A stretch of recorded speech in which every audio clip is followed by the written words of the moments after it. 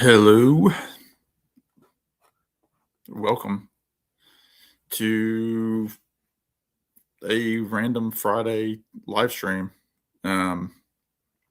Just thought I would do it. Have a guest coming on in just a few, maybe 2, maybe 10. Who knows how long this will last? But hey, if you're here, that's what matters. So welcome anybody that's watching at 9:30 Eastern. Yeah, we will see. Trevor, what is going on, brother man? Brinley, what's going on? I'll show the official comments here.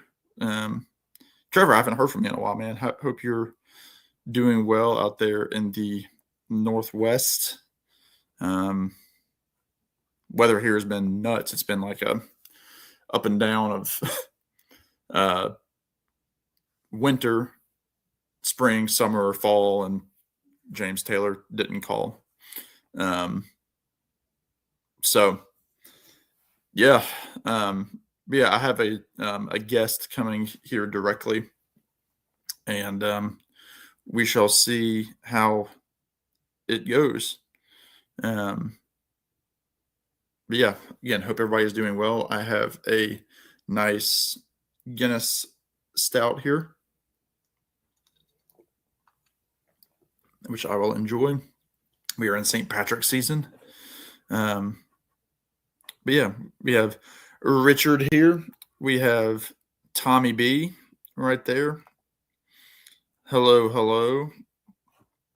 We didn't get a bunch, but we had was it yesterday? Was it yesterday? We had a good bit of snow for it poured down rain. It dropped from I think like 55 degrees when I started work. It got down to like 34 in like 3 hours. So yeah, pretty crazy. Speaking of pretty crazy, and speaking of lots of precipitation, there he is. My man. What is going on, Thur? How's it going, brother? Well, I was just showing people the little brewski here. Is that a little Guinness there? It's a lot of Guinness. Yeah. What we got? Tommy Burton up in the comments. Where's he at, man? We had a good time streaming with him last time. Get him up here. He's out there doing his chicken farming. Man, you chicken picking and chicken farming, man. No wonder you took it along. Chicken picking, chicken farming, right. And ELO. Look who it is. Oh no. Oh no. Tommy, let me know if you are free over there. But what does he do? He does like a children's choir thing or something. That's right. Yeah. There we go. Chicken Man. Records choir. Let's see how long these people actually stay with this chat. We got some good people here. We got Trevor. We got Richard. We have Tommy. So, you know how these streams work. You get your hello in, and you get to go about your day. Is that how it works? I don't know. I don't do it. You get your super chat yet? Yeah, smash that tip jar. That's right, sir. Listen, man. Last time I put a tip in a jar, I wasn't allowed back at the school. You know. Zing. Oh, okay. Oh, Tommy, if you are free, let me. Let's see here. How are you feeling there, Alex? What you got going on? Nothing, man. No, that's a good joke. I was trying to pull a record from behind me, but it's literally right behind me, like where my chair is, and I don't care enough to move. So the number of times I've done a video and I'm like, I can see the record that I forgot to pull, and I'm like, yeah, I don't feel like reaching and leaning a little bit. Dude, well, that's they say the reach and lean is like 65% of back injuries for like middle-aged men like us. and throw some pickleball in with that. Sure, you don't even like pickles. You hate pickles. I do hate pickles, but I love You're a them little all. more bald. You're a little more bald than pickled. That's right. Yeah. Right. Quote it. Clip it. Super chat. That's right. Smash that chat. No, what? Ooh, yeah. What you got over there? Ice cold, I assume, because you're supposed to. No, I mean, I've been letting cold. it. I've been letting it rot, out there like a bad banana on Tuesday, man. But it's a KBS, man, about 12.4% on this guy. So it's a sipper and trying to let it warm a bit. I do have my thermostat set at 62, so even after it gets to room temp, it's still pretty cold, Yeah. Yeah.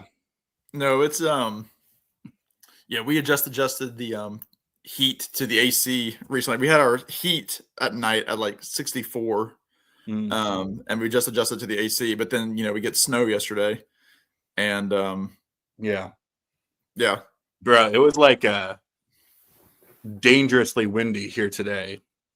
Like I was out driving around, there were traffic lights out, power was out, like semis were rolled over. Like it was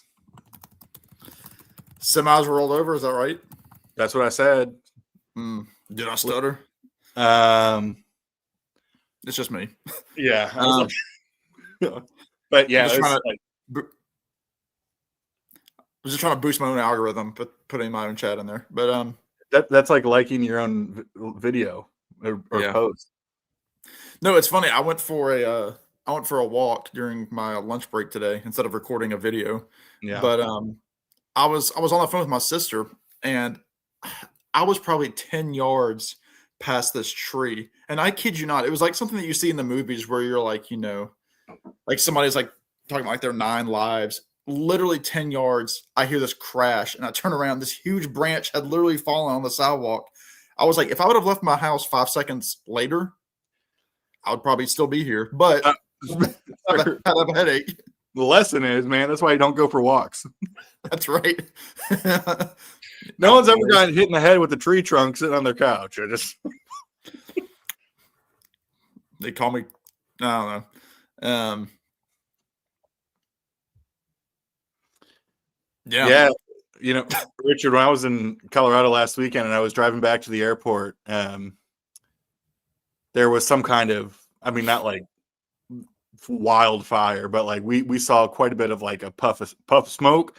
Yeah. Get the money.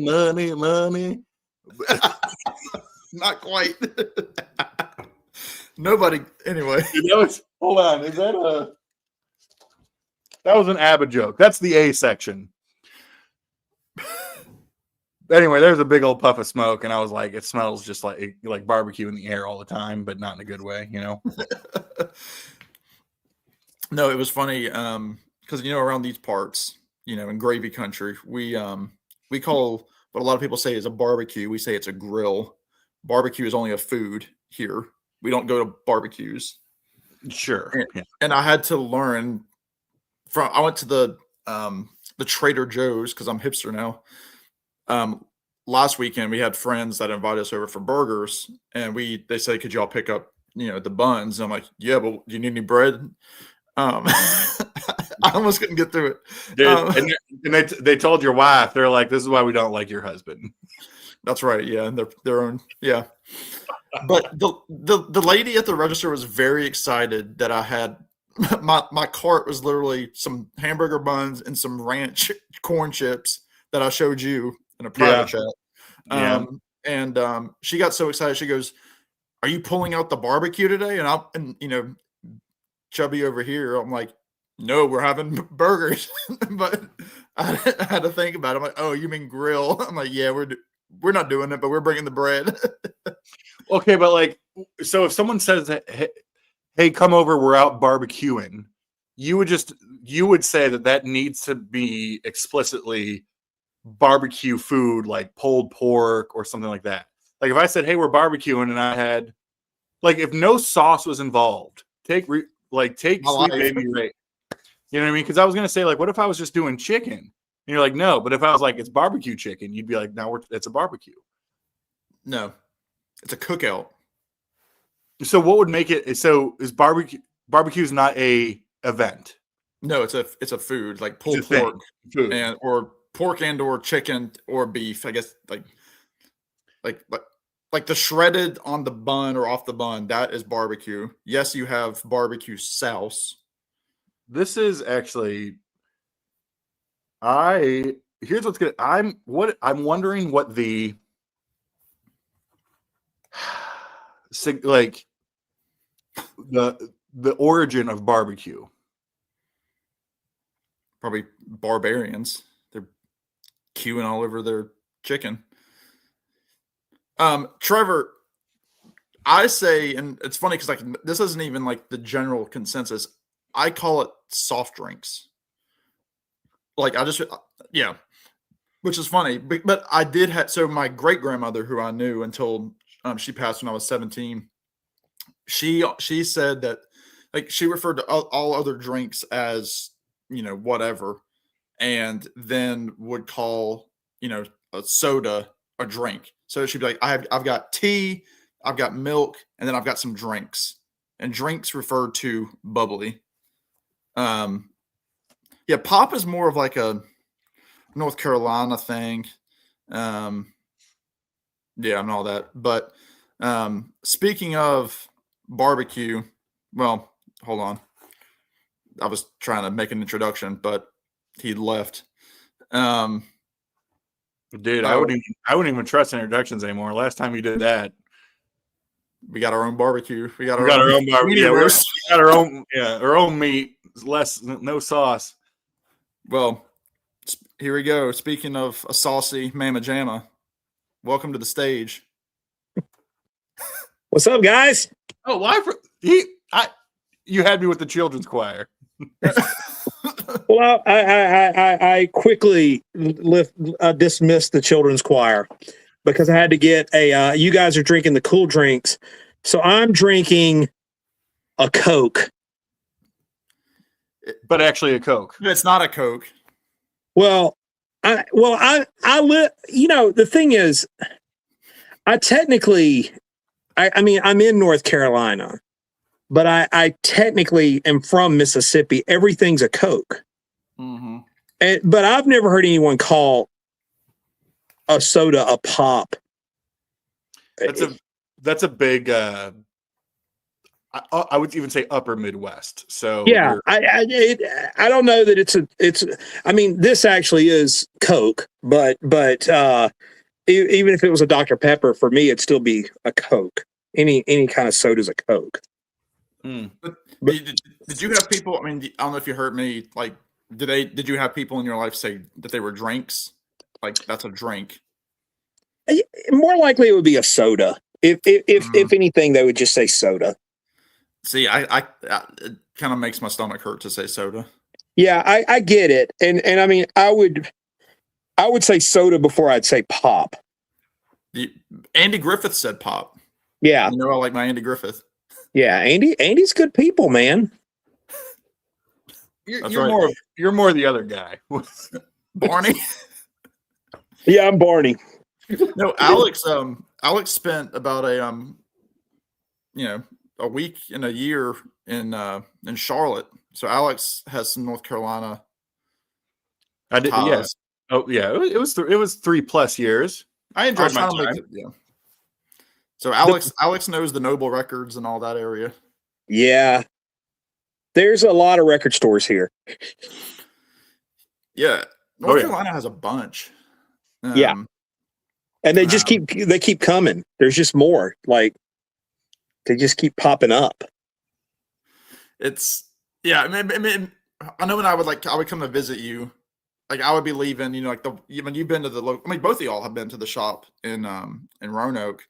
That was just, everybody likes it a lot more than you do. Yeah. They had Lee Hazelwood records, so they're A1 in my book. There's Sam, when you were off getting married, Tommy and I were just talking about, we're like, Sam talks a lot of crap about that record store. We've had great luck there. We love it. Tommy's like, I found some of my best records at that store. Sam he set us up for failure and like, oh, this is garbage. You're not going to find anything. And we're all in there like eyes popping out of our head going, this is amazing. Sam just doesn't like music. That's right. No. Yeah, that's where I got my Sweetheart of the Rodeo, and I don't even like that album. See? Oh, I thought you were talking about just Senorita, but Senor. Senorita. No, we no, I don't know that we call a Sprite. I don't know that we would call a Sprite a Coke. A Sprite would be a Sprite. Yeah. So, well, Elliot also NC. He's also saying everything's a Coke. Everything's a Coke. I mean, that's a Southern thing. Just like everything's a Band-Aid, everything's a Kleenex. Those aren't brand names. Those are actual words. So even though we're stuck on Band-Aid brand, because no one ever says, "Hand me an adhesive bandage." It's just, give me a Band-Aid. Like even the president of Curad's, like, give me a Band-Aid. I cut my finger. That's right. Fax me over a. Do they still make Curad? It's like asking about adhesive bondage or whatever he said. Adhesive bondage, yeah. Yikes! That's a video title. It sounds like a what is the what's the Zappa tune? Penguins in bondage. Yeah, just like a penguin in bondage, boing. This is why Tommy's great, because he can speak that game, and then y'all can talk about chicken picking. Well, before I came on here, I had to make sure the chickens were put up. So Tommy actually has chickens. Not like to what? Like walk? He's making vests. Live chickens. Yeah. I have not seen the chickens yet. I haven't been to your house in a bit, but well, and now there's more chickens. There's baby chickens. So the chicken farm is growing. It's expanding. So if they blow up Tommy's house, you know what they did? Blew up the chicken man. Blew up the chicken man. No threats on Tommy, please. He blowed up real good. That's right. And then the band will cover a song about you. Right. Oh man, that's funny. Richard, no one says I need a cure head. No one. Well, we got Tommy here now. No, yeah. Did y'all know last time? I know I've talked to you both separately. Did you know that y'all had the Zappa connection?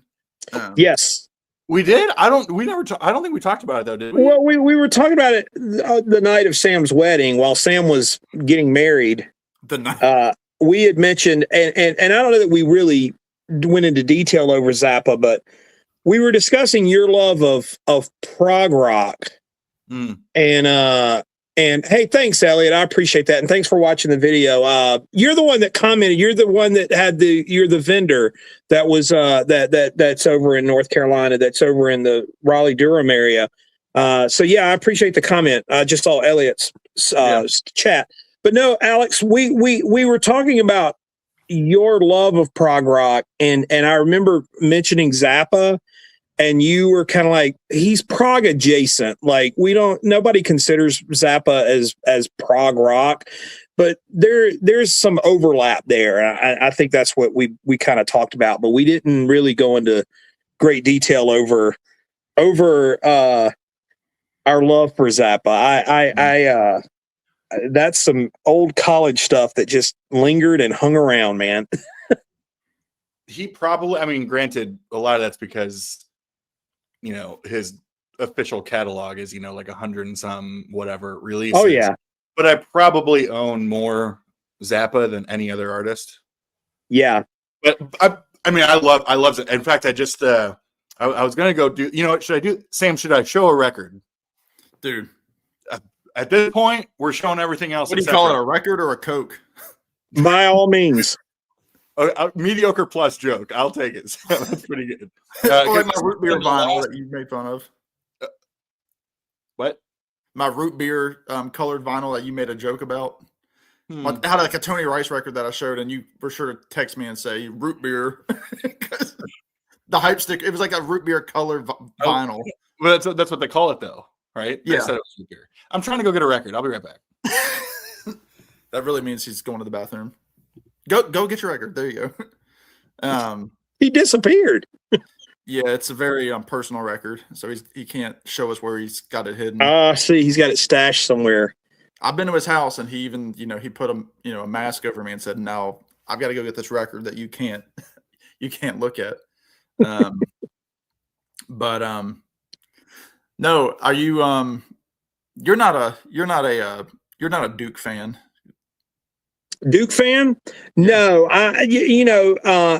it's strange. My dad was a college basketball athlete, and you would think, well, he played two sports in high school. He played basketball and baseball.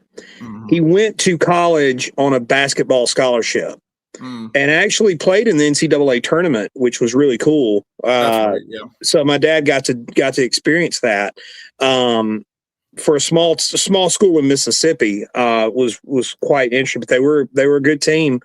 But no, my dad, I didn't inherit the basketball genes from dad. My dad was 6'5" and was just they called him Bones. He was and of course he was a very tall guy, but yeah, I didn't get the basketball genes. I got the baseball genes, I guess. So I'm a baseball guy. That's right. There's some Amboy Dukes reference from Mark. Yeah. Boy. Duke, the Amboy Duke. Mark Little Ted like Nugent action. Jokes. Yeah, Mark is a pretty serious guy. But anyway, Alex, show us your Coke. Well, yeah. Well, this was just because we were talking Zappa. This is one of the last of basically up until I guess mid 80s.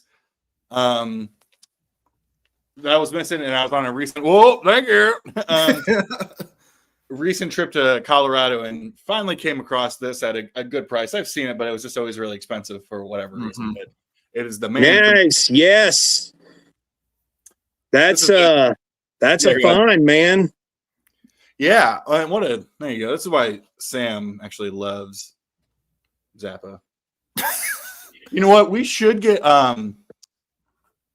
we should get Sam into the Cruising with Ruben and the Jets and get him into the doo-wop stuff, That's the one. I mean, as my friend Sean would say about that, like that's the one like his wife likes. And so by that measure, it's like his wife if his wife likes it, and she doesn't hate Zappa, but like she's indifferent to it. Now, Sean likes the stuff he loves that 60s, like Uncle Meat and that just where it's like a lot of recordings and sound collages and that sort of stuff. That's what Sean's into. I like a little bit of all of it, but yeah, Cruising with Ruben and the Jets is probably the most user friendly, and it's not going to shock you or it's not extreme in any way, and it's good stuff. PP humor. I'll tell Tommy because we talk about every day, and I kind of joke with Tommy that Zappa's music I just like kind of filter down to just being like PP music because he has like a couple of like Don't Eat the Yellow Snow. Oh yeah, I mean, that's the best part. It's all PP lyrics on top of the most extravagant, complex, music playing at the time, and that's the fun. In fact, today when I was at I'm picking up a few hours at a local record shop, and my favorite part about it is just being a DJ. You play whatever you want. And so sometimes it's about exploration. Sometimes it's like going back to an old friend. But even then, everybody says to start with, a lot of people say to start with like Overnight Sensation. It's kind of like, not really that weird. And there's such like gold stuff on there, like Zombie Wolf, I just think is like one of my absolute favorites. Yeah. And then there's, it also has like Montana and then like I Am the Slime. And the whole time, like, I'm pretty sure like they were like teenagers that came in. And I'm sitting there, and old fat Alex over here, just like, I'm the slime, baby, doing this whole thing. And I was like, I'm going to jail. Like, there's like, I'm going to jail. So Alex, that brings me to a story. No, it can't. No, Tommy, no, man. No, I never got arrested, but I swear this happened. Yeah. The record store that I used to, I actually worked there for a while. I wasn't working there this particular day. I was just in there shopping, and I was with a friend. And there's a Mariah Carey That's a great pickup, by the way, Alex. That's I've never seen that in the wild. So nice. Anyway, there's a we were in the store. So I don't know what it is. There's a Mariah Carey record. I'm not a big Mariah Carey person. Go figure. But MC squared. What's that? Is it E equals MC squared? No, I think I think it's called. It was her greatest hits, and I think it's called Butterfly. Does that? Dude, after her and Nick Cannon broke up, I just didn't care anymore. That's it. You just lost. Well, this would have been probably pre Nick Cannon. So this was early 2000s, maybe mid 2000s. Yeah. The store had a display of Mariah Carey, and it was a cardboard store display. And the cover, the reason I know this, the cover of the album was Mariah full body shot. I think her hands were like on her hips, like Wonder Woman. And she's wearing like a mini dress, and she's kind of standing there, legs apart, looking kind of very commanding. Oh. And this was a display. It wasn't life size, but it was large. It was a large display, floor display. And I was flipping through the records there, and this gentleman walks up to the store display. He drops some change. And he goes down to pick up the change. Yeah, Alex, And he's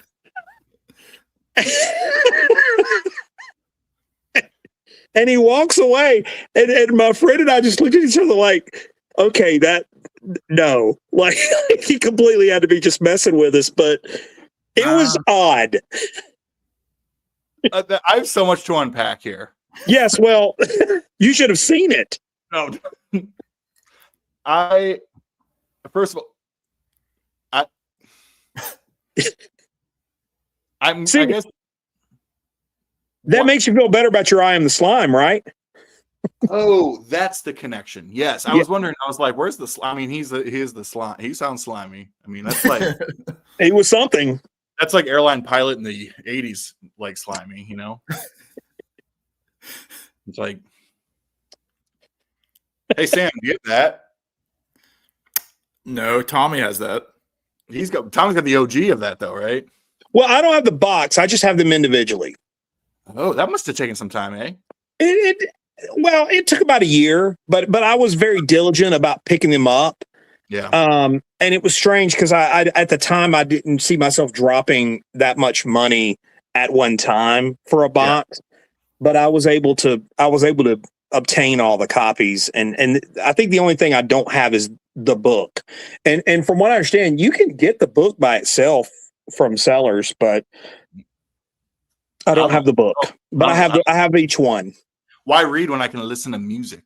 That's exactly right. Well, it's funny because we were on. I know Alex is familiar with our Whatnot channels, and they had like that weird moment where they had a couple of boxes that they just had to open of just the individual records, and they were selling them like the first few were selling for like $30. Mm-hmm. And so then it was like, I think people were realizing like, oh crap, these are actually the ones from the box set. These aren't like the 2019 remasters.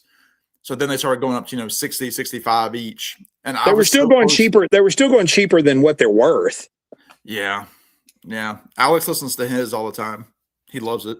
That's right, man. It's the way to go. I mean, I've said this on my channel, but I mean, the truth is, to me, Sgt. Pepper, and that was an album that I knew, that I'd listened to quite a bit, and listened to it in stereo. And you'd always do the thing, especially with the 87 CD, you would send the channel hard left and hard right, and you would hear just the drums and bass on one channel, and then you could hear the clarinet on When I'm 64 just coming out, and Paul's voice on the other channel.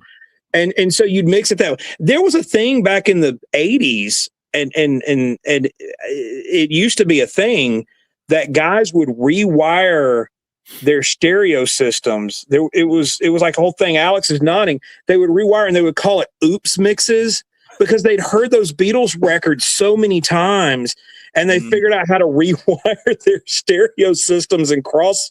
So they would get these weird mixes that were unique to that. They were called oops mixes. I don't know if there's any surviving things about it. But it was really, really complex. If there is, we can count on you being first in line for that record store day. Well, if it's Beatles related, I probably so. But but when I heard Sgt. Pepper in mono, that was, and everybody been telling me that, oh, Sgt. Pepper in mono, but back in the 80s and 90s, the only way to hear Sgt. Pepper in mono was to buy a vinyl copy, and they were going for like $200 and $300. Well, I was a kid. I didn't have $200 or $300 to buy a vinyl record of. I still don't, Yeah, well, that's true. That's true. And so I remember finding a German CD in the mid 90s in New Orleans, and it was like a German bootleg mono mix of Sgt. Pepper. Oh wow! And I bought it and heard it, and I thought to myself, yeah, it was different. It was like a whole new album for me. Yeah. So. Yeah, it's on the list again. That brief little spurt of the ones that came out. I was just not in the place at that moment to drop $600 or whatever it was. Like I couldn't do it. I think it was like a month before my wedding, and I was like, that's probably not wise. We all can't be raising our chicken kingdoms and selling off eggs. Sam, you can get married multiple times, but you only get one shot at the Beatles in mono. So write it down. That's good. I'm gonna walk over here. I'm gonna show you guys something. Hang on. Last time that happened on the stream. Last time that happened. So this right here, and you can't read it probably. Nope, this looks like a blue square. But this is the dork in me. It's just a binder. Like a 3-ring binder, and I printed this off.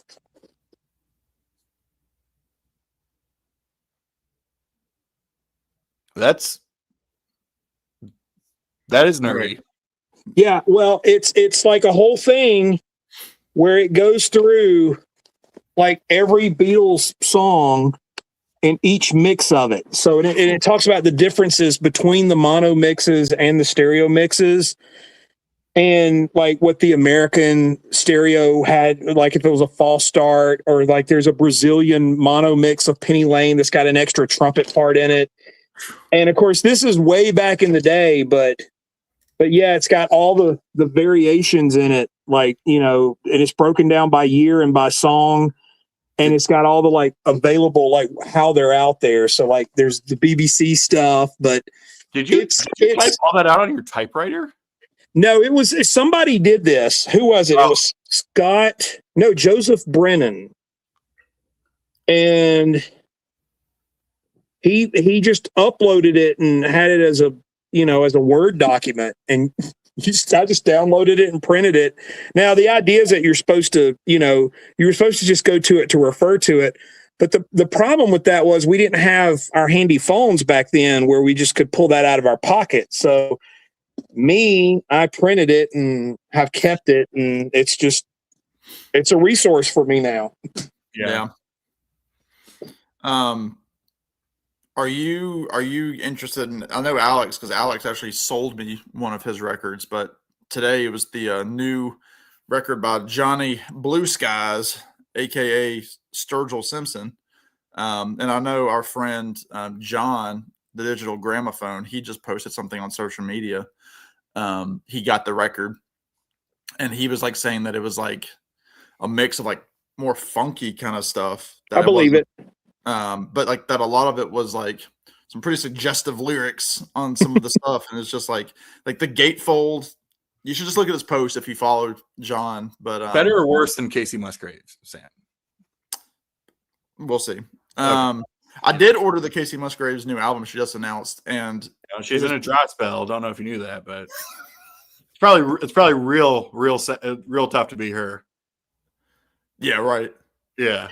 Elliot, I see your comment. It is way too much study and it's very tedious. But back in the day, Beatle Variations was like, any morsel of any variation was just, you just couldn't go to like YouTube or things and just find Like you could probably go to YouTube right now and hear the Backwards Revolution 9 and hear all the messages. Video.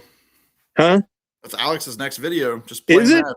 He's going like, Sam, I don't know if you can see, but right next to the mono set, Sam, Sam doesn't even like the White Album. I still have the Escher demos from the box set that they did several years ago, but I forgot that Sam doesn't really. I was going to try to. I'm not showing nothing, man. Show us that. But I was going to try to sell it to Sam and Tommy, I'm going to try to sell you some stuff too. Well, if I don't have it, Tommy is got a lot of Bob Dylan boxes. He does have some Bob Dylan boxes, and Tommy's almost a Dylan completist. Yeah, well, those boxes are just. You need your 19 outtakes of Highway 61, Highway 66 revisited. Yeah, that looks like a CD one though. Yeah, that is a CD one. Well, it's not the CD community, is it, Tommy? No, it's not. This is the VC. The VC. Well, the thing is, do you know how many times I've listened to this? None. No, I've listened to it once. You're gonna get through the whole thing though. Oh yeah, I got through all of it. I was like, Sam gave up on his 35 CD live set or whatever when he was keeping track of it on Instagram, and then it's like it died somewhere at 17. How do you remember that? Because I knew the whole time. I got it right over there. I was like, he gonna need to take a break, or he ain't gonna be mentioning old Mr. D much anymore. I have it downloaded. I don't have a physical copy of it, and that no. I've got the record store day, the vinyl that came out of the one concert that they put out on vinyl. That's all I need. I just don't. I don't need it. But here's the thing: if you're on Whatnot and you see that thing for $50, you'd be like, ah. Oh yeah, I'm buying it. No, there's no.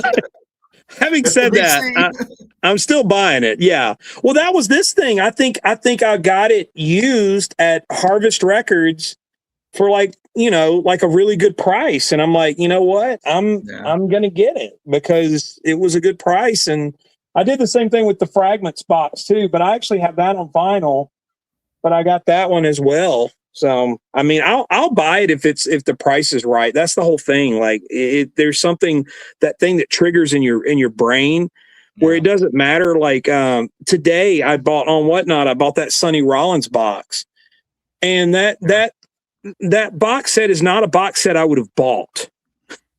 But for $18 or whatever, I'm like, oh, I'm going to buy this. Recraft Kevin Graves. Because it's like, I can't resist. I bought that Watt Stacks box set, 10 records, and I listened to it. I did get through it, but man, like there's one whole side of that record. I don't know if you guys have heard the thing, but it's the complete concert. Alex has it. He loves it. It's got great stuff on it. I sold that shit so fast. But there's one side of that record that is pretty much just somebody saying, guys, go back to your seats. We can't continue the concert till you go back to your seats. Go back to, and it's like a whole side of a record is devoted to somebody announcing for people to go back to their seats. And I'm like, dude, just give me Isaac Hayes and give me Rufus Thomas. I don't need a whole side of a record of somebody saying, go back to your seats. We can't do the concert. Go. No, it's great, and I'm not giving like information away or anything, but and yeah, Alex, you just did a couple of record shows in the last 6 months for the first, I guess your first couple, and there's a great photo that you had shared of somebody looking at the stack set, and I can just see Alex's wheels turning like, please, Lord, take this thing that is. I don't need at all. I know. It's the best thing ever. I was trying to sell it hardcore because, like, some guy would pick it up, and I'm sitting there, and I was like, somehow they fit 10 LPs. Like, there's 10 LPs in there, but the box is like this. Whatever. Then I'm like, he's like, geez, like, what is this? And I'm like, sir, it is a full experience, sir. I was like, I was like, don't listen to these neutered live albums. This has got everything. You're getting announcements, like you're getting, so and so's toe, somebody's toe is getting carved out there. Like it's. That's right. So I sold it. Yeah, that's a lot of gin you're drinking, dude. I love drinking water out of this big old stein. That's a very light beer. I'm not ready to sell it yet, Alex, but I'm wondering how many spins it's going to get over the next. Y'all should connect on Discogs because Tommy's also, you're pretty, you've got a decent repertoire on Discogs for selling. Tommy also has some Velvet Crush records, Alex, if you need some more. I gave Alex a Velvet Crush a couple of years ago, so he's the one I got for free. So I think I'm down to one. How many did you get? I think I got 4. In addition to the plain copy you already have. Yeah, but I'm down to 1 for sale. Well, you know what happened is I gave Alex some VLCT the other day. Well, the other day, 2 years ago or whatever it was. Yeah.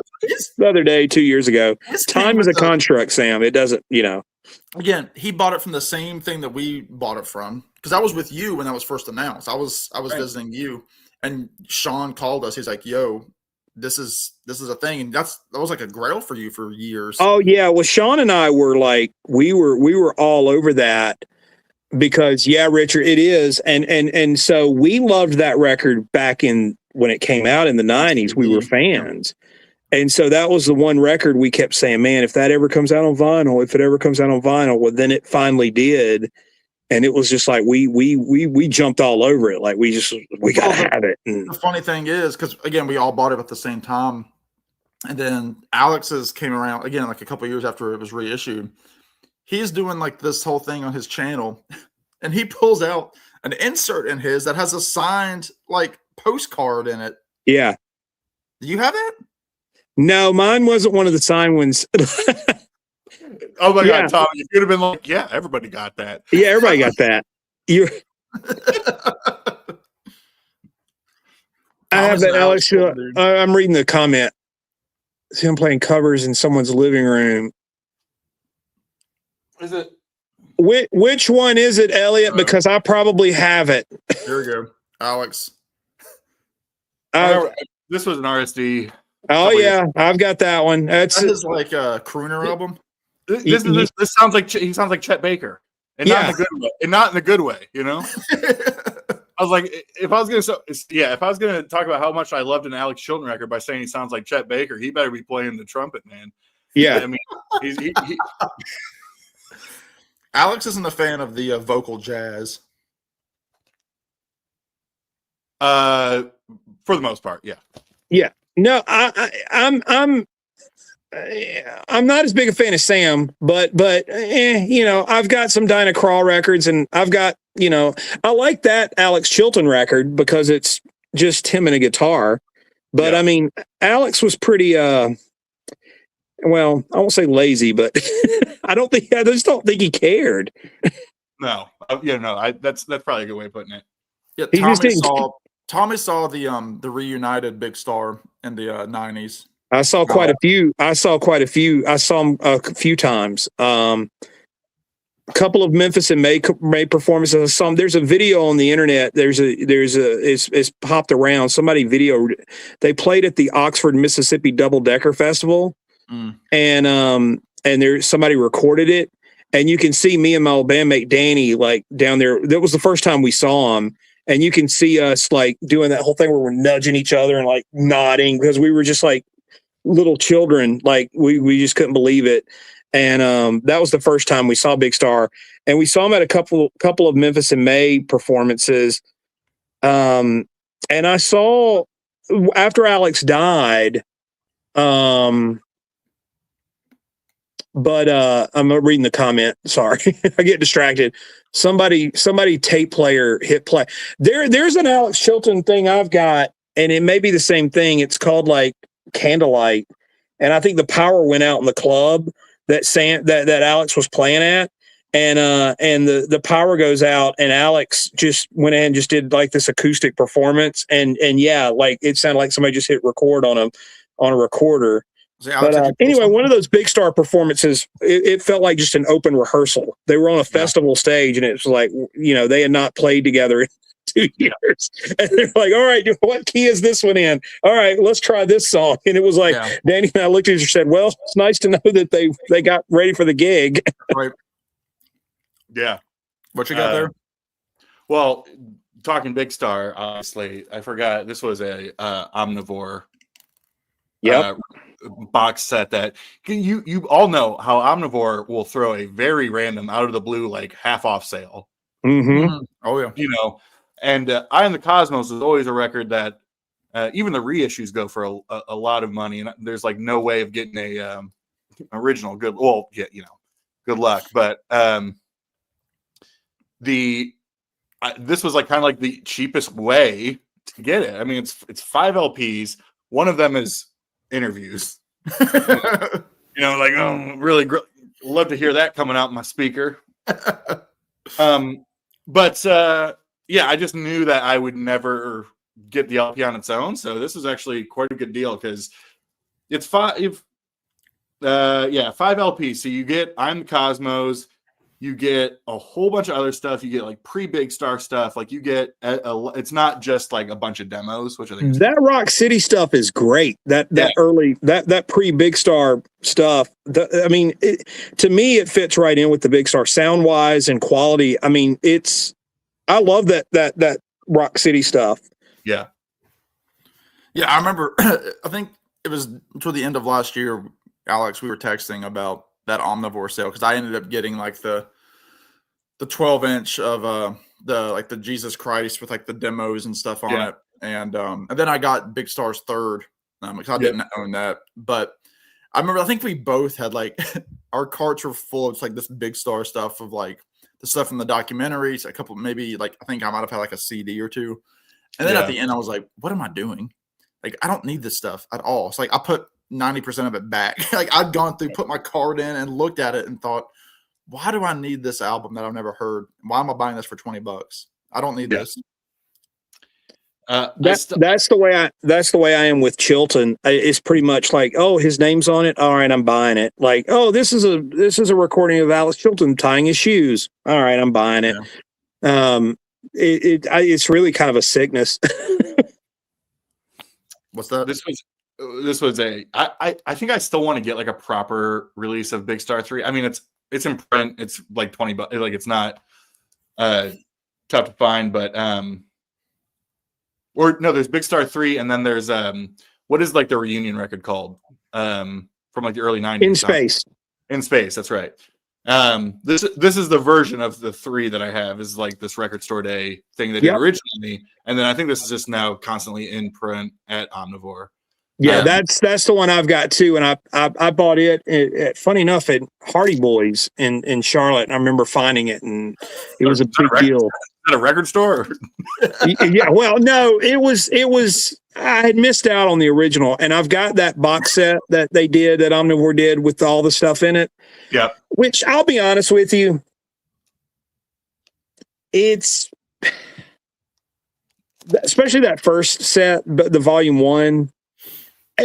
I get it. I mean, as a completist, it's nice to have it, but man, like some of those sessions were rough. Yeah.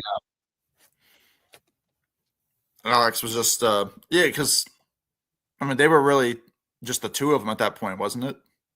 Yeah, it was Jody and Alex. And on Big Star's third, it was still Jody and Alex. It was Andy had long gone, and Chris was. And it's funny, Alex, you were talking about the interview disc in that box set. And for me, it was fascinating. There was, I think it was American Oxford or Oxford American. They did right on the eve of the Big Star, that first major box set that Rhino put out back in the mid 2000s. And they had put out that video of the film that was shot, and now everybody's seen that film between the documentary and all of the things that has come out. But there was that film of them in that rehearsal room of the original 4 guys, and it was, to me, I almost like cried when I saw that the first time, because Chris Bell up to that point was sort of a mystery, and like it felt like he had been kind of almost erased from the Big Star story, even though he was a major part of it. And what to see him there, and he's holding a guitar and he's alive, and like you could see his facial expression, it was really eerie, because you'd only seen him like in pictures and mentioned, and he died so young, so there was not, he was like Robert Johnson. There was just not a lot of archival stuff. I mean, people around Memphis knew him. He's a 27 Club person that is not talked about. Yeah, he was. And I mean, at the end of his life, he was managing his dad's restaurant. You know, he was at a Danvers or whatever, which is a roast beef restaurant. There was still a Danvers in Memphis. I don't know if it's still there now, but I used to strongly about his roast beef restaurant. So yes, you know, like an Arby's. Oh, I know. Danvers, man. Danvers was cool because you could dress your burger at the. They had like the salad bar. But anyway, would they have sauce over there? Yeah, man. I'm telling you. When we play in Memphis, Danvers was a stop, man. I'm telling you. I was like, we got to go to Danvers. My wife was like, Danvers again? Really? We're going to Danvers? Yeah, we're going to Danvers. They also have really good mozzarella sticks for no good reason. No good reason. I do prefer the burgers at Danvers than to the roast beef sandwich, but I will say Arby's is having a deal right now. It's like a meat and 3. Have you seen that? Oh yeah, man. You get all your meats. It's protein diet, man. Carnivore. That's right.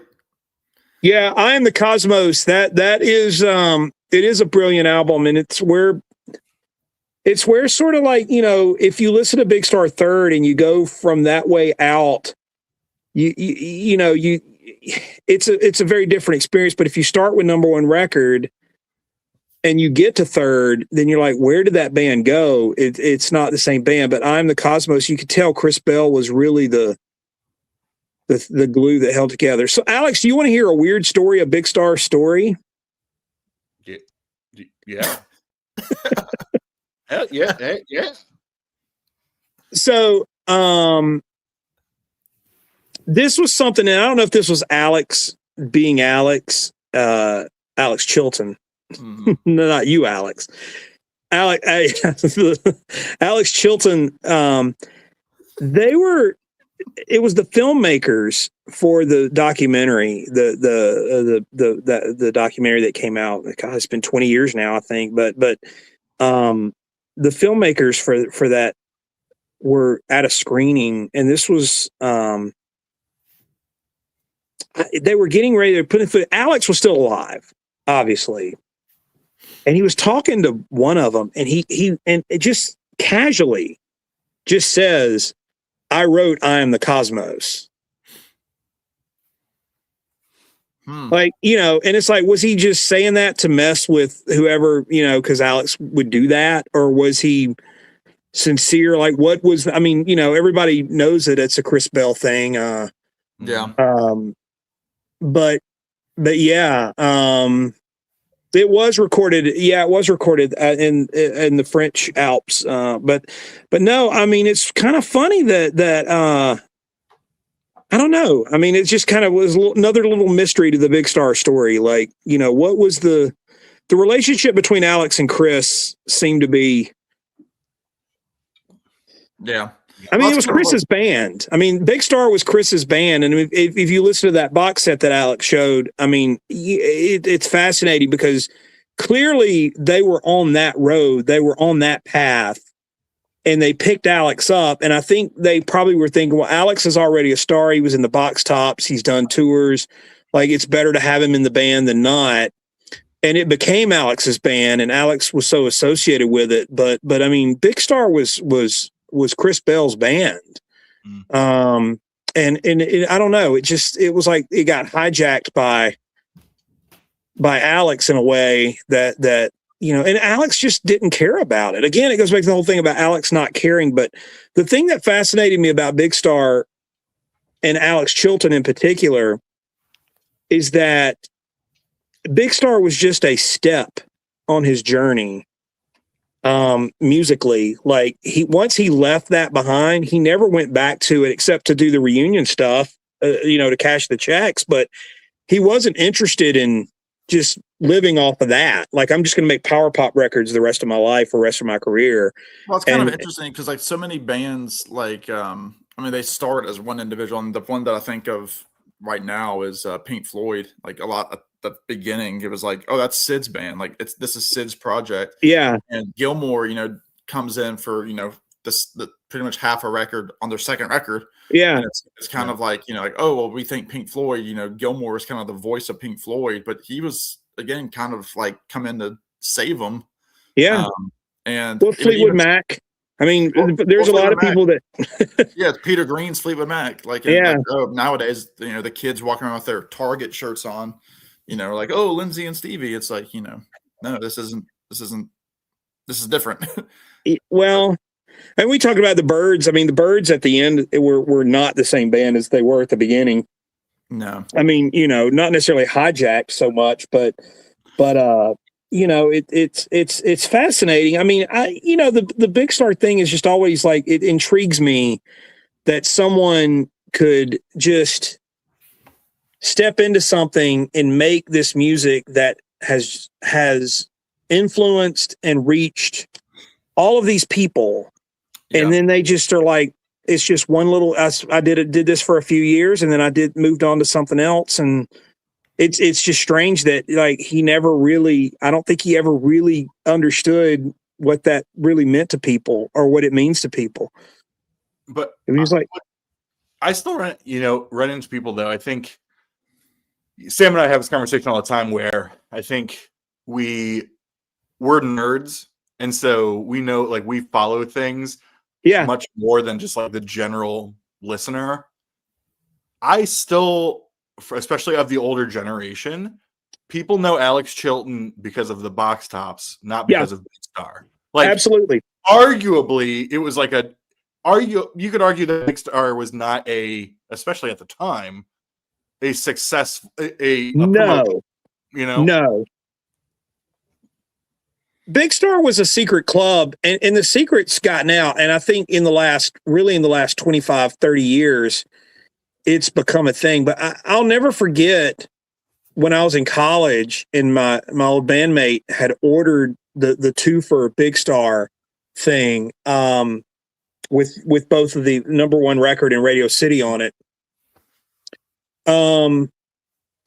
And he got it in the mail, and I remember him opening it. He was like, "This is a band in Memphis," and I said, "This is pre-internet. Like, the internet was not really something you could go to, and you couldn't just type in this stuff and get all this information about these bands. So it very much was word of mouth." He knew because he was from Memphis, and so he'd heard the stories, and so I felt like we had an in that regard because somebody knew somebody who knew somebody, and eventually you just found your way around to all that stuff. But like, he found those records, and then he was telling me, "Oh, September Girls, the Bangles did it," and like that was sort of at that point the connection. Yeah. But I remember listening to it and remember hearing it and like, wow, like, this is an incredible thing. But the secret's out on Big Star, I think, because of the movie, because there's been so much that's been written and said, and so many bands and artists that have talked about it. But you're right, Alex. I mean, most people, even music fans, casual music fans, they're going to know the letter. They're going to know the box tops. That's what they're going to know. I mean, if you go up to them, you say Alex Chilton, they're going to go, "Who?" And you go, "Oh, the guy that's saying, 'Give me a ticket for an aeroplane.'" And that's where it's going to connect to them. It's not going to be, "Oh, he was in this band called Big Star." They're going to go, "Who?" Yeah. What? I mean, music people are going to know. I'm the Cosmos. He wrote, "I'm the Cosmos." Don't you know I'm the Cosmos? I am the Cosmos Kramer. That's right. Speaking of, not at all. Alex, I mean, you briefly mentioned to the chat that you are picking up some extra hours slinging wax. Do you know yet will that affect your record store day experience, or will you still get to go out? I will probably have to work it. But yeah, I'll probably have to work it. And so, So what does that mean for your fines? I don't. I mean, we'll see. I mean, I don't know what I'm going for. That is like the hot shit. You know what I mean? Like it's like not a whole lot of people lining up for Gong, except me and FVA. Okay. That's right. Also, while FBA is out there, I just wanted to show this really quickly, not to take all the time. FBA, I'm talking directly to you here, sir. I have not posted the video yet, but it's from my recent Records from the Road out in Colorado. Hit up like 4 stores. Where did you go? So I was in Boulder and went to Paradise. Oh, nowhere. Found, yeah, Paradise Found is in Boulder. And then I went to a place in Longmont, and then I went to 2 places in Fort Collins. Okay. I had a cousin that lived in Denver, and I went out there. This was several years ago, but we were in Boulder, but I was with family, so we're going record shopping. I did get to see the Mork and Mindy house. That was cool. But so I forgot. I was like, this is for FBA. He's listening, mon frere. I picked up my first harmonium record. They are a Quebecan band of the early 70s. FBA, jump in when I'm wrong here. I believe they only put out 3 records. This is the 3rd record, double record, called Le Hepatade. Just what the Italian. What's the name of that, Alex? What's the name of the record? Le Hepatade. I sound like Chief Bogarty over here, man. I've actually listened to this, but Harmonium was always one of those bands when you talk about like Canadian prog. They were different though. They were kind of like this Canadian. Thank you. Wow. Settle down. I know. They were like this Canadian prog, but much folky, like kind of like more like progressive folk than capital P prog. So, I don't think that most people, and this is certainly FBA's world, I know he's dug into it this big time over the last couple of years, but it's like most people are not going to say that Fairport Convention is prog, but in a conceptual way, like what they were doing was this very like different progressive folk sort of thing, which is different than progressive bluegrass, right, Sam? I don't know anything about it. It's funny you mentioned the Fairport. There's a slight chance, and there's a very slight chance that I could be interviewing Richard Thompson's son, who is apparently a musician named Teddy Thompson. Ted Templeman? What's that? No, that's sorry. Yes, he said Richard he's doing Thompson. Ted Templeman. That's what he said. Okay, Hey, I just good job. Tommy gets it, man. That's right. I can leave and I can make one of y'all moderator and do what I need to do here. Yeah. But no, that was just an aside. So, well, that'd be well, I'm sure we'll be posted on it because Richard is very underrated. Alex, you're more of a prog guy than I am. I will defer to you. I have a strange relationship with prog, but it's sort of like Hall & Oates. Like my reaction is to say I don't like it, hey, Glenn. but then I listen to it and I really like it. And so it's sort of like when you say like Hall & Oates, I don't like Hall & Oates, and then you're like, oh, but what about this song? What about this song? What about that song? Oh, those songs are great. Well, then you like Hall & Oates, right? Yeah. So I listened the other night to the first. I say the first. It's the second, I guess. Genesis album, Trespass. And that to me is what I would call a progressive folk kind of thing. It's not proggy like Yes to me, like all the organs and all the things going on. It's definitely more sort of low key.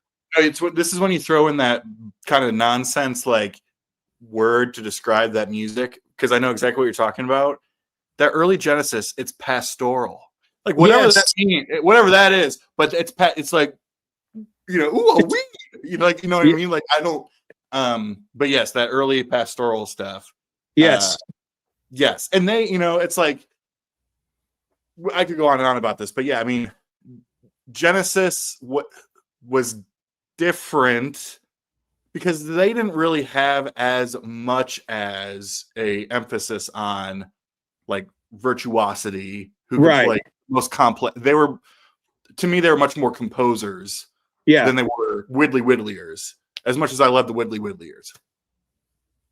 Yeah, no, I'm with you. I understand completely. I mean, it was always fascinating to me. Like we could get into the debate about the Rock and Roll Hall of Fame and about how bands like Genesis got in, but Yes was put off. And I thought, how can you put in progressive bands and overlook Yes? And probably because Yes had 50 million members. Yeah, because Sam bought 50 million invisible touches. Yes, right. And the record. It's a good song. I love that song. It's a great song. And look, here's the thing. I was listening. I've been on a kick all week listening to the song Easy Lover. And like that song, Phil Collins drumming is like, that man was a beast. Like that groove on that song is just pocket. And it's a great song. Yeah, Phil was a machine. First and Fairport 2. Thanks. I have to grab a record. Yeah. What's that? Oh. He's gonna grab some more wax. No, I've got some show and tell. I can show if we're showing anything. I mean, the only thing I have close to me is this record this set that you need. I just did a video on it. Kinlan. Jim Parsons. But yeah, I mean, it's a good set. I did not know the label. It says do you know anything about Cherry Red Records? I believe, I think I've got some Cherry Red stuff and CDs. I don't know that I have any. Like this? I don't know if I have any boxes. Because they call this Strawberry Records, which is a division of Cherry Red. So I don't know anything about what they I've got some Cherry Red stuff around here. I'm fairly certain. Well, yeah. Show us some wax here. I'll make you. I'll give you the podium. Well, first we say hey to Chip. What's going on, Chip? Hey, Chip. Since we were talking about Big Star, and we were doing that, and I mean, I've shown this on my channel, but I think it's cool to see. But this is an original 70s copy of Radio City. That thing looks it's got, some markings, but the story behind it, I love that back cover photo too. We know you like Mungo Jerry back there in the back. Yeah, this guy right here. I know you love him. That guy is, I don't know. This is at a TGI Fridays in Memphis, which was sort of a happening place there in Overton Square. Cherry Red is based in the UK, and I've got a couple of things. But anyway, I mean, Jody looks just extra cool here, and Alex and Andy, the pointing, I just think is just great. Yeah.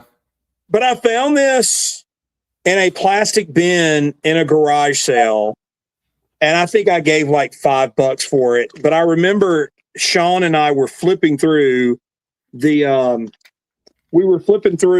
records there, and it was a lot of like just 70s rock stuff. And then this. That's so good. And I mean, I was the one that flipped to it, but I remember I stopped at it.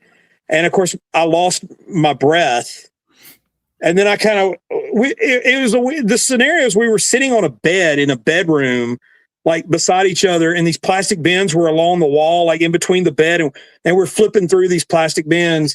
And then, amid all these records, and like, there it was. And I look at Sean, I stop and I look at Sean, he's next to me, and he looks down and he looks up at me and he's like, "Are you kidding me?" And I'm like, well, and there you go. It was Radio City. And it's not, I mean, it's not in the best shape.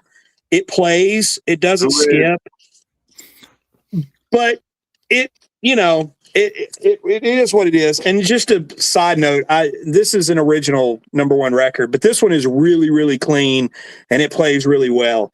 So this one is, and I didn't find this at a garage sale, but that is an original #1 record. So I always love that I've got the two of them that, originals that our our friend Brian over at Shamrock and Records, I think over the summer, he was like at a Goodwill and found a promo #1 record. Oh, they're all promos. Yeah, right. I don't think there's. I think mine's a promo. I mean, that's the thing with that record. I don't think any real ones are out there because this one, you can see right here in the top. There's the notch. A nick in it. Yeah, I think his had a sticker on the label. I think. Yeah. Not many of these got out that weren't, and I want to say this Radio City is maybe a promo. I don't know, but yeah, it. Elliot said, record show in Birmingham. There was a lady from Memphis with 45s from Big Star. That's yeah. There's a record store in Memphis called Shangri-La Records, and they had some Big Star 45s, and they had Andy sign them. They were signed by Andy Hummel. I didn't think we were going to make a Shangri-La Kinks joke. Well, that's a deep cut for us to both be on the same page about. Yeah, well, we're in there. We're in there. That's almost a my hometown thing. Anyway, that's up there with it. Just Shangri-La. Yeah. Well, there's like those moments where we see that record and like our stomach kind of just drops, where we're like, "Is this for real?" And that's kind of what keeps us going and spending a lot more money. Well, that's the thing though about that was that I got that, like I said, in a weird sort of garage sale way, and didn't hardly give anything for it. And I guess I have this sort of thing. I won't say it's karma, record karma, whatever you want to call it, but it's this thing where I feel like sometimes you're going to overpay, and then other times you're going to get lucky, and it kind of balances out at the end of the day. And so, for life, really. Yeah. That's records though, man. I'm telling you, I mean, I can think about there's records I'll go through and I go, man, I overpaid for that. Yeah, I mean, that's what Whatnot does. I mean, you see all those like OJCs and craft recordings, and you're like, why did I spend $40 on this when it came out when they're selling it for $8? Well, yeah, that's a whole other issue. Those REM records are mocking me now, and I was like, I gotta get out and buy them, and then I'm like, now they're like 3 of them I bought for 21 total. Yeah, like, and I was like first in line because I had to have them because I just had to have those records, and but no, I mean Alex, you're right. I mean it's life, but I mean I've come out ahead. I mean, but you're right, Sam. Like those moments, like flipping through that bin and finding an original Radio City just sitting in there amongst Jethro Tull and Billy Joel records. And then there's this Big Star record sitting there, and I had a similar experience at a Goodwill. And I don't have a whole lot of luck at Goodwill, but I've managed to find a couple of really nice things at Goodwill. Maybe just the timing was right, but some stuff that I'm really glad that I got a hold of. I mean, it's not always necessarily even a grail or a hard record. I mean, I know, and Tommy, you'll remember this when we were down in Charlotte. We found that concert for Bangladesh that I bought that didn't have any tape on it. The corners were all together. And what did I pay for that? Like $25? Yeah. For the 3 records. And it was like, it was nice. It was a great copy. Like the orange was still pretty, it wasn't like sun damaged or anything. That's one of those records that there it is. That's one of those records that just, they're perpetually beat up.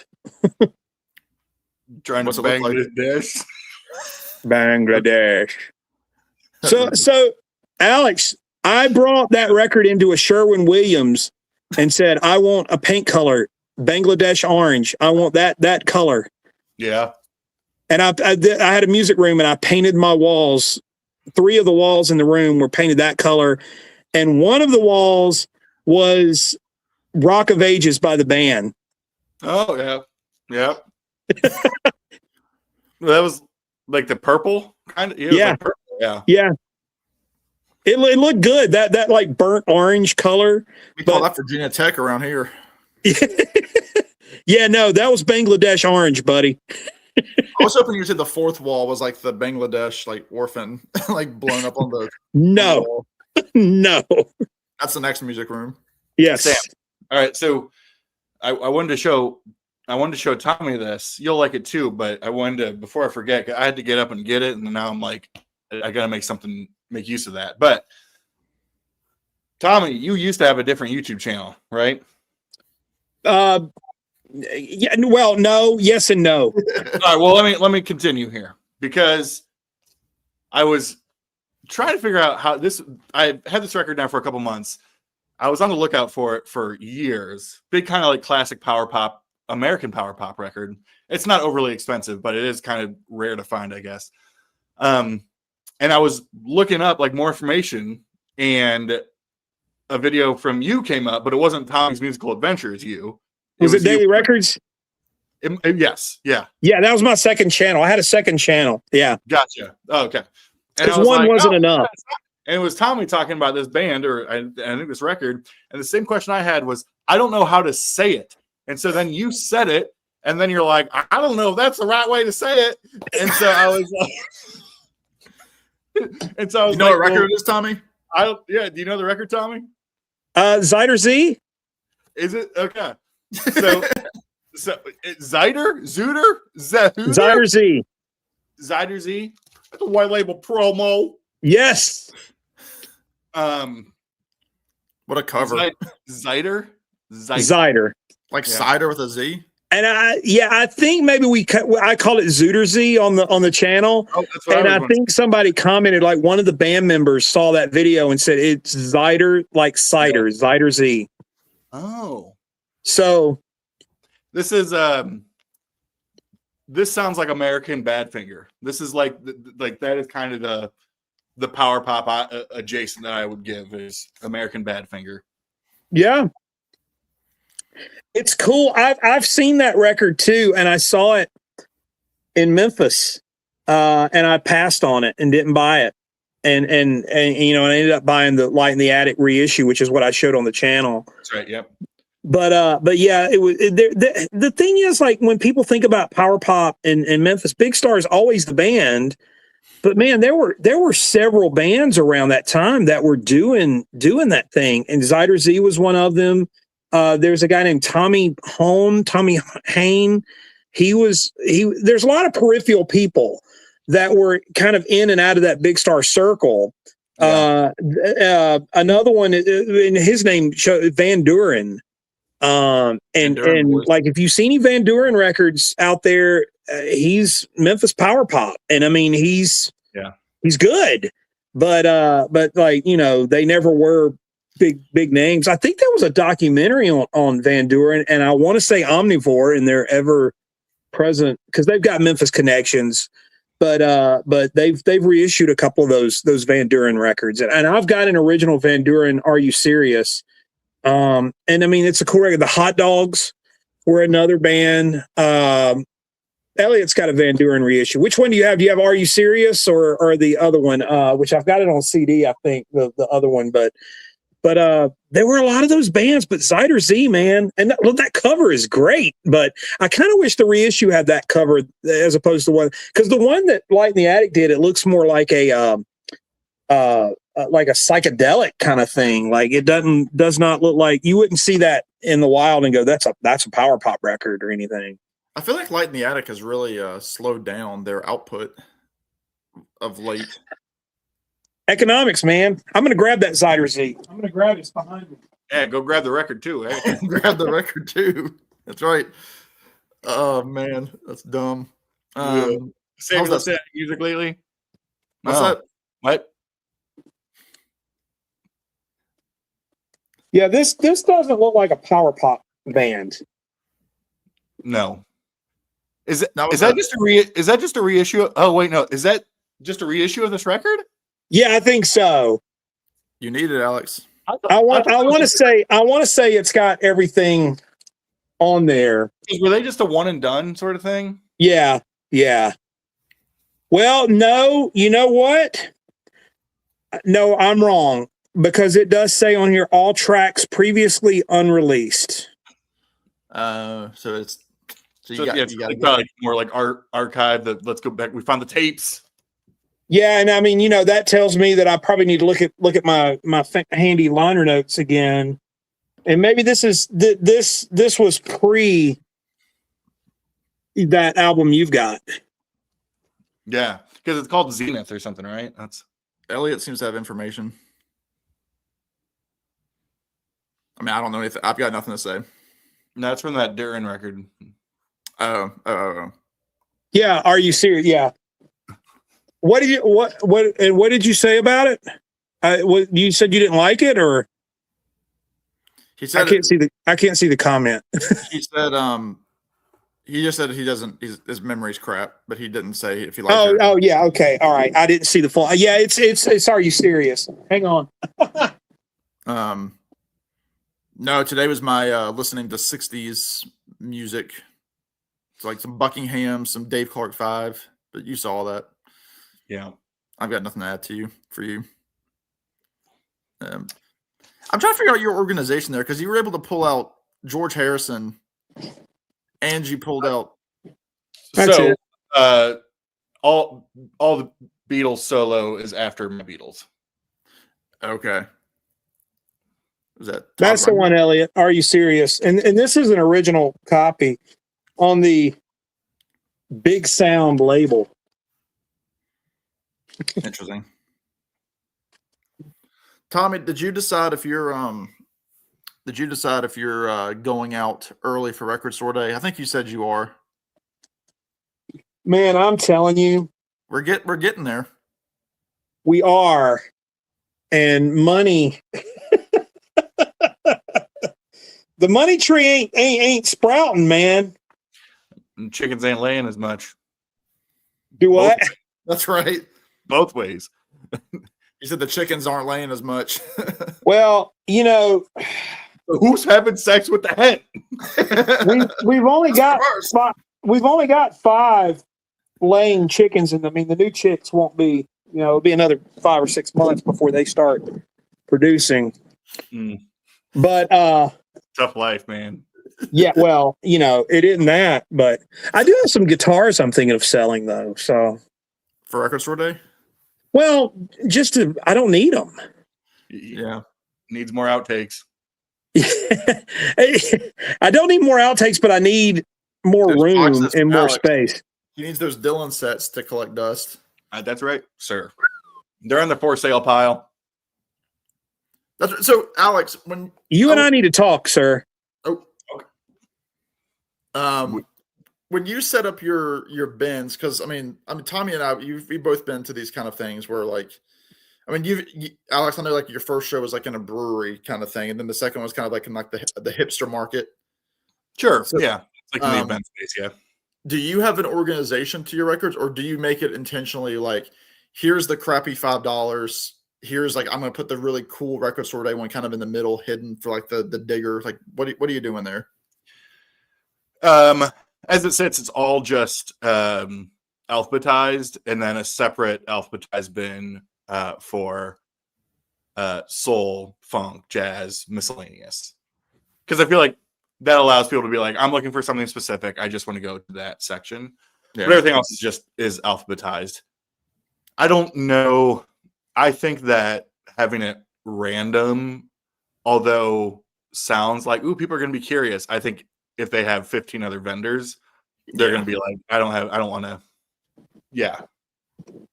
Are your bins, are they able to actually flip through your bins? Because we've all been to the record shows, BAME on in, where you just literally have to like take out like 12 or 13 records and set them to the side so that you can flip. You allow the flipping. No, you got to, man. Or again, it's going to turn them away. That's right.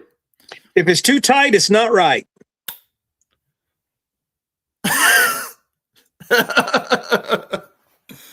That's right. Look, Elliot's he's giving you the endorsement. No, I mean, that's always the worst thing. You go to these, I mean, and Tommy, you just did, kind of a few remarks on your last video about record shows. Yeah. The number of times you go to these, these vendors, and you can tell like, oh, these are the guys that just have these bins in their basement, and it smells like stale beer and cigarettes, and like they're not in any kind of sleeves. You can see like the ring wear is there, the even like the spines are like destroyed. I look in those for 5 or 6 seconds, and I'm thinking, I don't want to go through this stuff because it's not taken care of. But you know, you get to that point where like sometimes you got the guy standing next to you flipping through the good stuff, and you just kind of are obligated to look through balance of power for 10 different slots.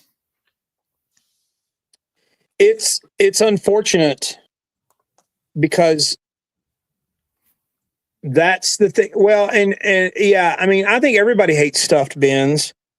I think what it is though, it stuffed bins make sense for travel.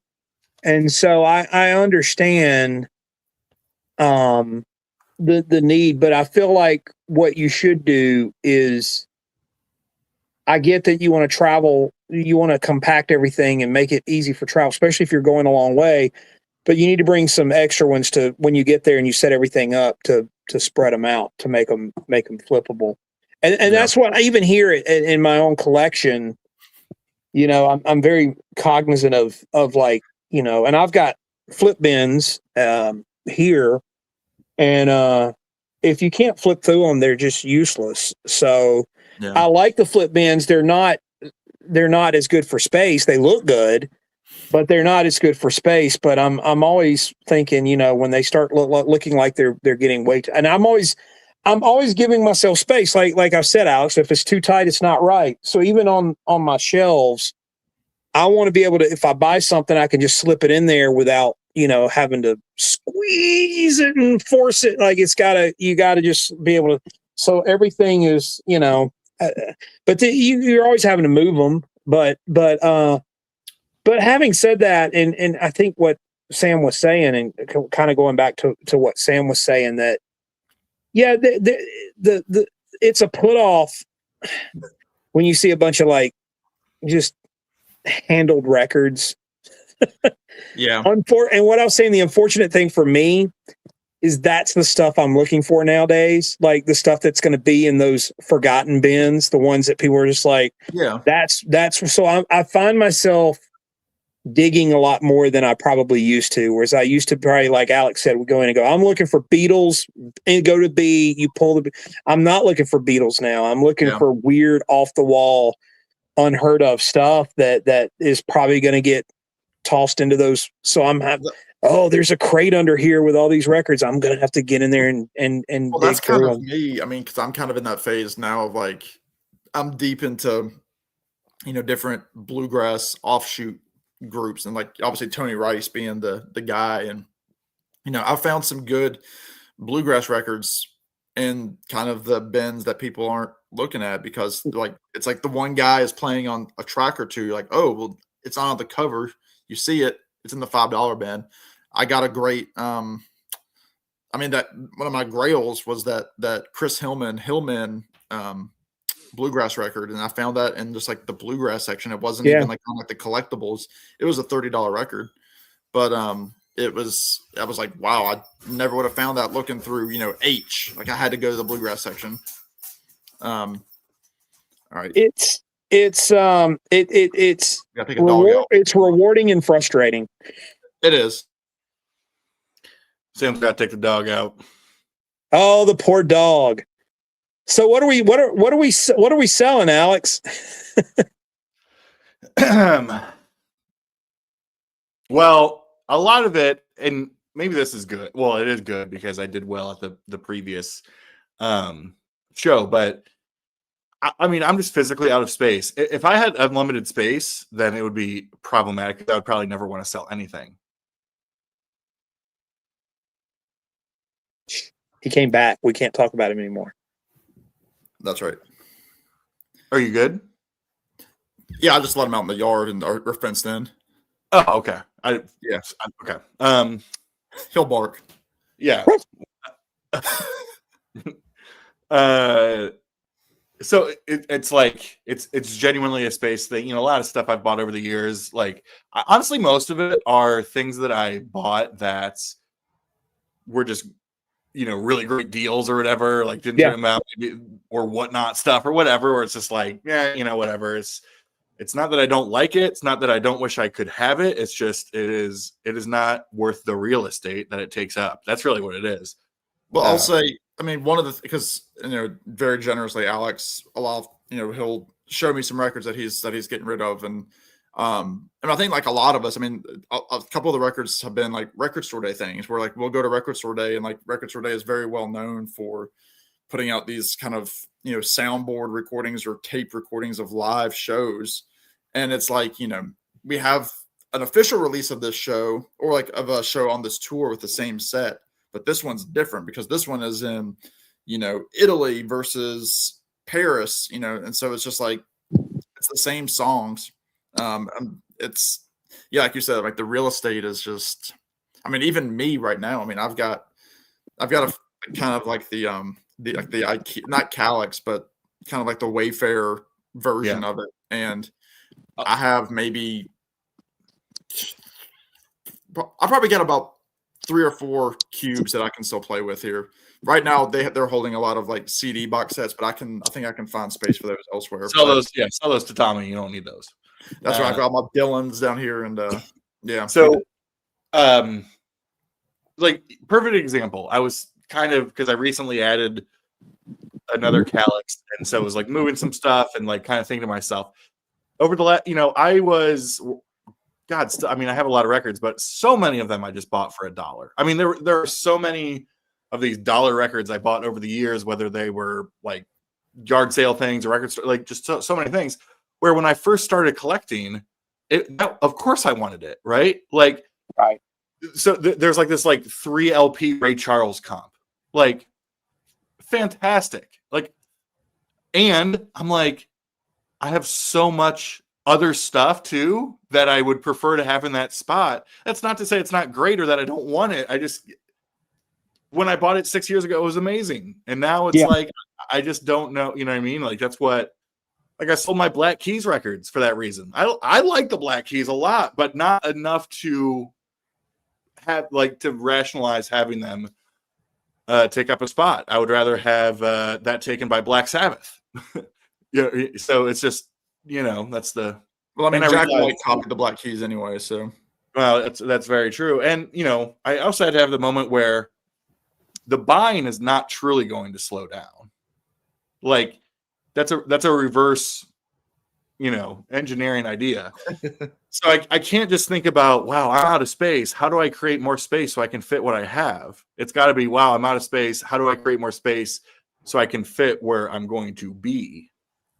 Right. So yeah, I'm very I'm very lucky in that regard. The truth is, I called my collection a few years ago. Yeah. I called my collection and got rid of some things, and I still try to do some stuff where it's, if I'm not going to listen to it, it's not practical for me to keep it. So, I mean, you were mentioning earlier, you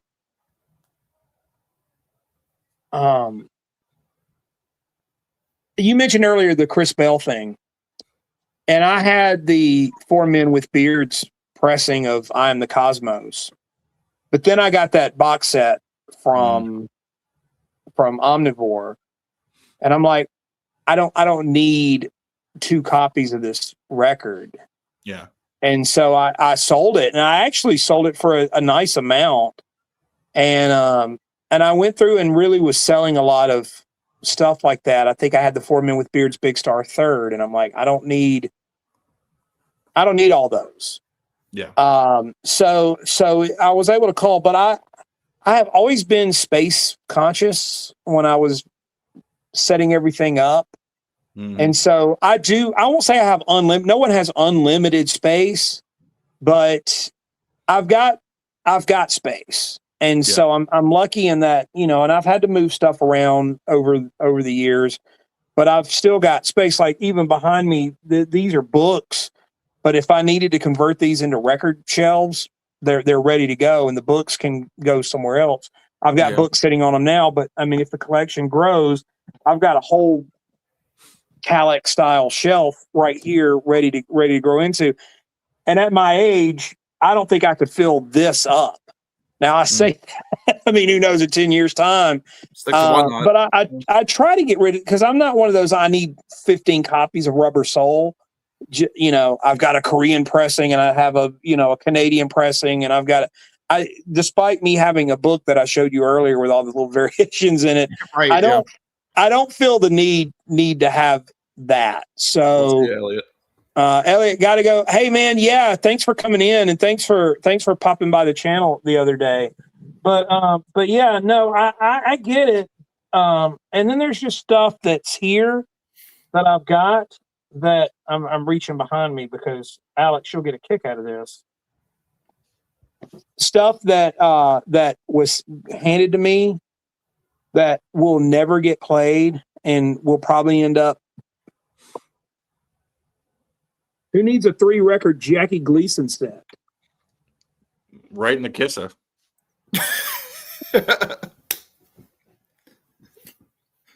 It's the deluxe set. Deluxe. What's it got? What's it got? Tomato and lettuce on?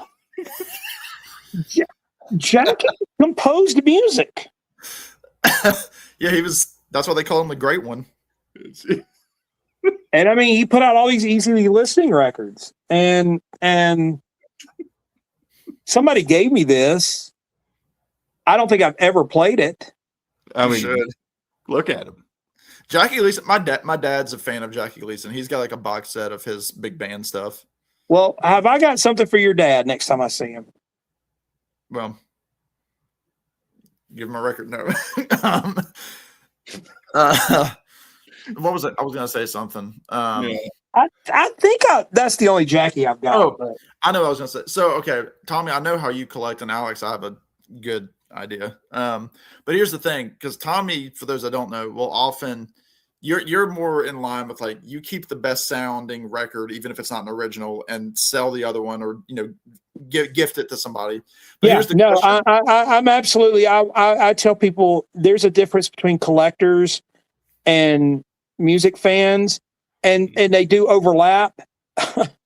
I'm not somebody that's so precious about it that, because there's people out there like, I want only OGs of everything I have. I do not want a reissue of anything.